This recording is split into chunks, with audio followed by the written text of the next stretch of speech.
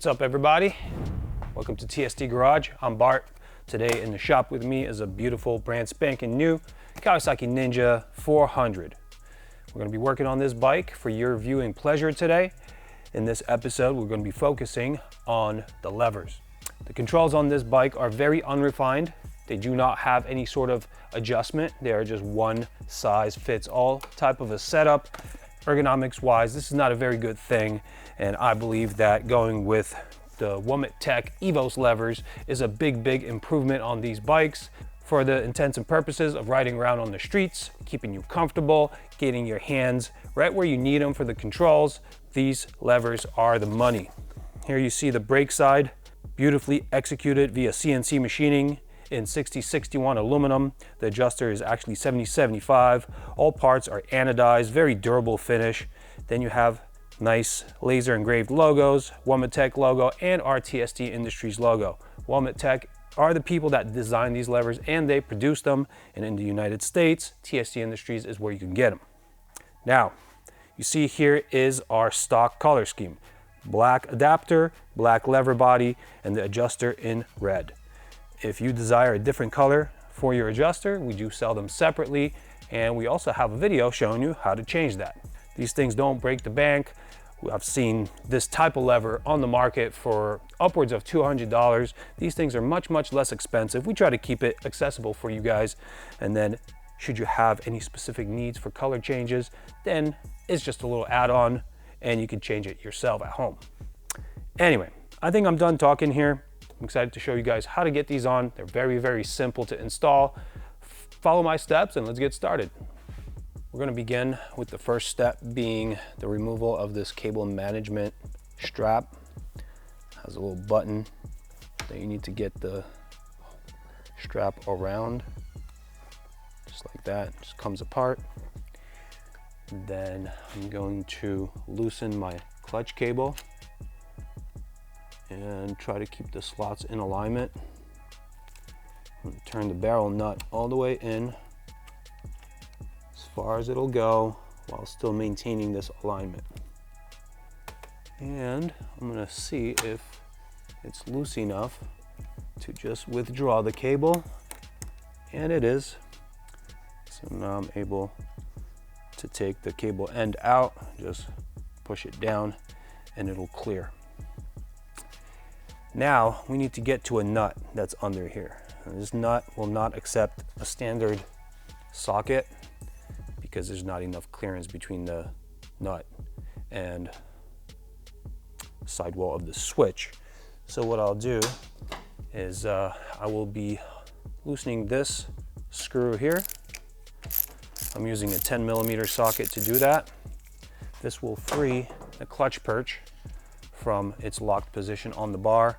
Now I'll be able to rotate this up.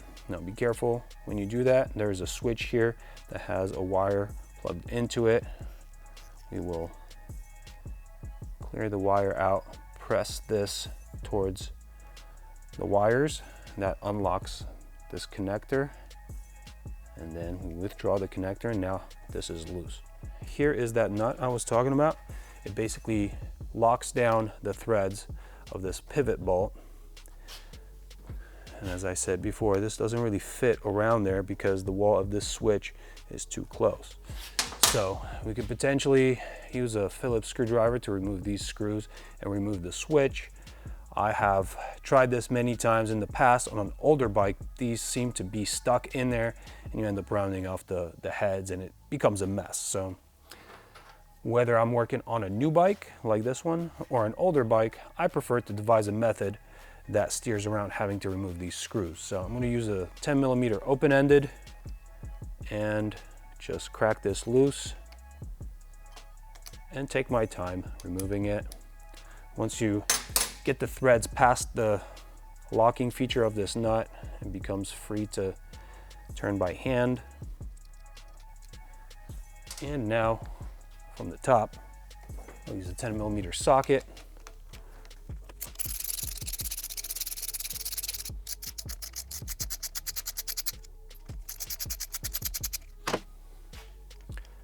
Once the pivot bolt clears the threads, it's free to come out, and then we remove the lever in a way that doesn't run the risk of bending this piston here for this brake clutch switch out of the way. Just have to make sure that you clear it out. And that's pretty much it. Like I said before, this is a brand new bike. It doesn't have much grime going on any of the bearing surfaces, so there's really no need to clean it. And if this were an older bike, I would recommend that you clean it out, make sure you get all the gunk out of there, and use some good bearing grease on all the surfaces. So we'll choose the clutch side of the Womet-Tech Evos Levers.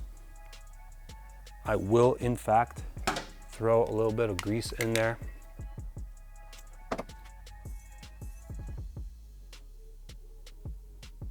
All right, now on the way back in, once again, we have to get this cylindrical feature into the perch while making sure that we don't strain this button. Once you have good alignment here between the hole in the lever adapter and the perch, you'll be able to jiggle this pivot bolt until you bottom it out, thread against thread. Start the thread by hand, and then I'm going to use my 10mm socket to get that bottomed out.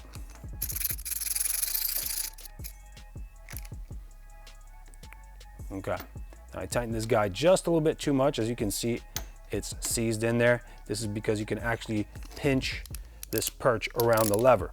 So now you have to make sure to back up just enough to free this lever and make sure it's free to rotate but not jiggle up and down too much. This is precisely why we have the lock nut from the bottom, so that you can tighten down enough on the rotating parts and then preload the threads with a locking nut and make sure that it's all set in place without being pinched and being too tight.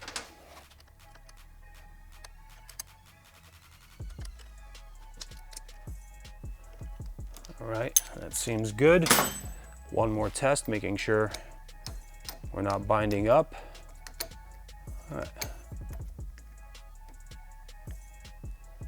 It is actually pretty tight towards the top end of the stroke.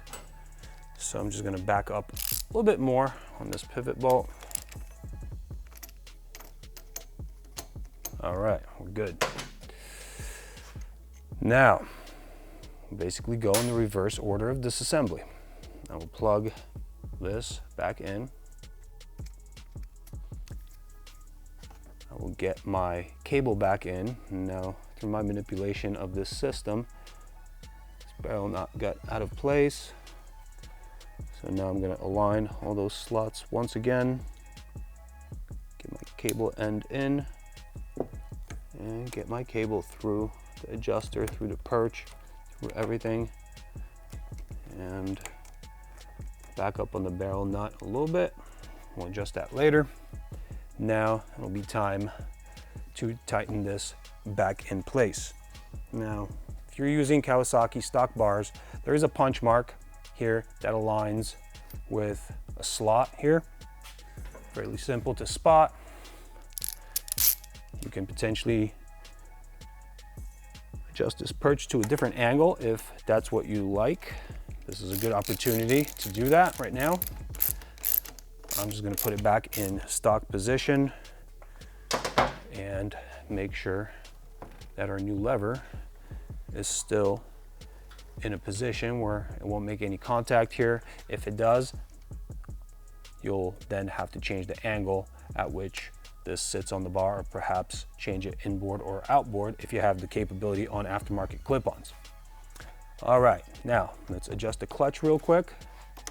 We want to make sure that at full lock each way, you still have a little bit of play. So here we have play. Here we have a little bit less play. I like it. I think I could stand to make it just a little tighter. Let's see how that goes. That's good, and that's good. So I'm going to lock down on the barrel nut. I typically just do this by hand. You can use pliers or whatnot. That'll be fine. clean this up a little bit. I did have greasy hands. Let's be professionals here and leave the bike looking good. All right, now we've come to the adjustment portion. You have 6 levels of adjustment, the highest bar being the farthest out, this one being lowest. I would recommend to put it in the middle somewhere. Make sure that you can reach properly after you've installed both levers. Go around the block, test it out. Don't go too crazy until you figure out where it feels comfortable. And then subsequently, if you change your mind or if your needs change, you could always adjust it to a different place. All right, that's pretty much it for this side. I have to replace this strap here, which to me seems very optional. All right, now it's fully complete on this side. Let's hop on over to the brake side. All right, I'll be pleased to report to you guys that the brake side of this bike is cake. It's really, really easy. No clearance issues or anything. 10mm socket. We unlock the nut on the bottom. Nut comes off. And we go up top and loosen the pivot bolt.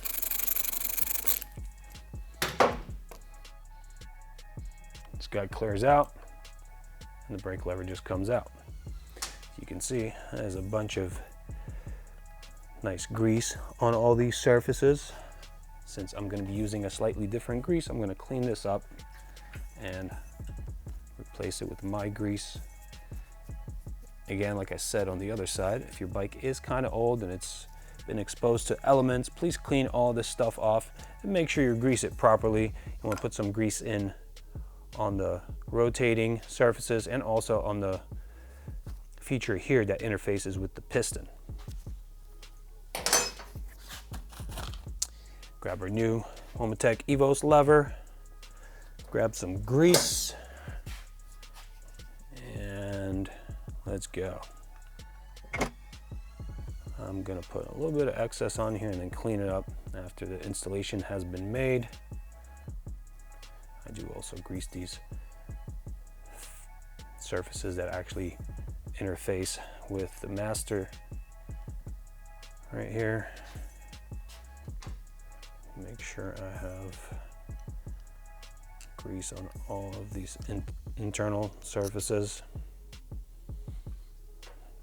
Clean off my thread. And let's go back in. Now, this is the surface here that presses on your brake switch. Make sure that you don't put any strain on that switch. Pay attention to how you're putting your lever back in and align the holes within the lever and the master. Once your pivot bolt engages thread there, you grab the tool and bottom that out. I want to make sure that it doesn't pinch again, like I showed you guys on the other side. You do want it decently tight, but not pinching. Your brake is your life-saving device, especially your front brake. This is your most important feature here up front in your controls. So you got to make sure that it's done properly.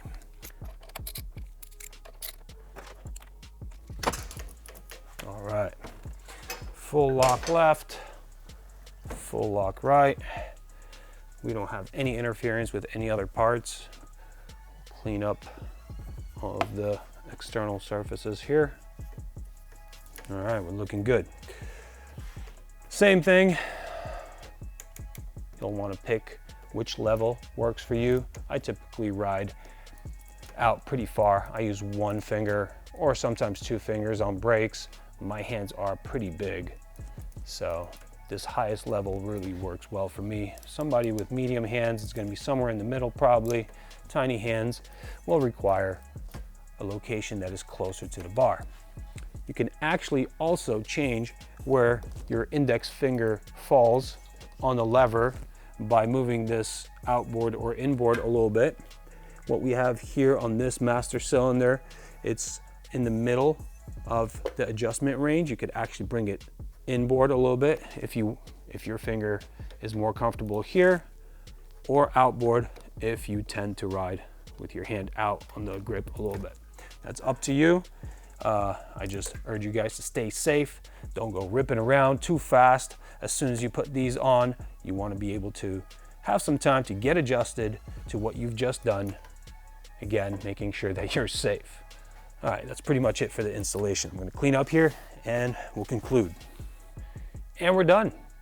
Took about 10 minutes and produced the results that you see here in front of me. I really do love the feel of these things.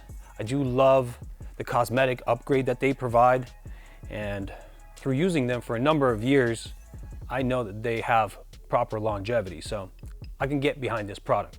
If you like what you see, check them out at tstindustries.com. You could access the page via the link provided to you in the description, and that's pretty much it. See you guys at TST.